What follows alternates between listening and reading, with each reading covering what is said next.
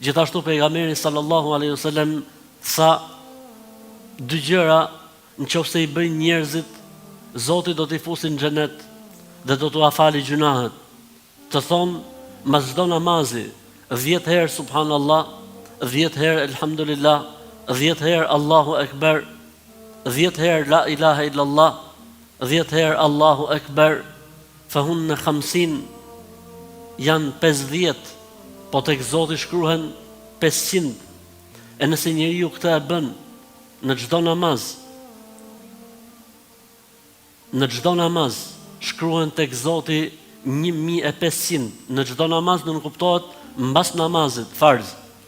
Shkruhen tek Zoti 1500, sepse shpërblimi tek Allahu është 11 minimali. E kur shkon të flej gjumë dhe thot subhanallah 33, elhamdulillah 33, Allahu akbar 34, tha 100, po tek Zoti shkruhen 1000, pastaj tha 2500. A ka njëri mbi sipërfaqen e tokës që mund të bëjë 2500 gjunahe në ditë? Domethënë se njeriu kur e përmend një herë Zotin, i shkruhet një sevap, i shkruhet një shpërblim. E kjo e mirë dhe sevap dhe shpërblim që ai bën, domethënë se e fshin një mëkat dhe gjuna të njeriu. Tha pejgamberi alayhis salatu selam, të leta për t'i bërë, po njerëzit nuk i bëjnë. Tha në pejgamberi i Zotit, po pse nuk i bëjnë njerëzit kur janë kaq leta? Tha pejgamberi alayhis salatu selam, kur njeriu pikërisht do t'i bëj këto gjëra, i vjen shejtani dhe i kujton gjëra të tjera. Për këtë arsye po ti shohësh njerëzit sa po falet farzi më njëherë çohen këmbë dhe vrapojnë, sepse ju kujtohen gjëra të tjera. Dhe shejtani nuk do që ta marrin shpërblimin që ne zakonisht për shembull mas namazit themi 33 dhe të cintën themi la ilaha illallah wahdahu la sharika la, lahul mulku wa hamdu ala kulli shay'in qadir. 100, shumëzim për 10 1000, në 5 namaze 5000, 100 herë para gjumit 6000. Pse ka në një prej nesh që bën 6000 gjunahe në ditë? S'ka njëri prej nesh që mund të bëj 6000 gjunahe në ditë. Mirë po shejtani në atë moment kur ai duhet përmendi Zotin, i kujton gjëra të tjera, madje edhe në gjumë, kur duhet përmendi Zotin, i kujtohen muhabetet e ditës apo inatet me të tjerët dhe harron ta përmendi Zotin xhella xhelaluhu.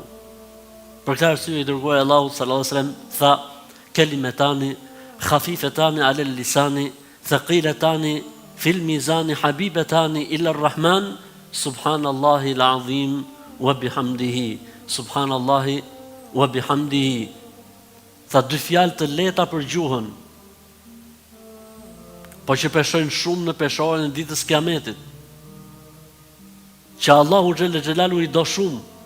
Subhanallahi al-azim, subhanallahi wa bihamdihi, subhanallahi al-azim, subhanallahi wa bihamdihi.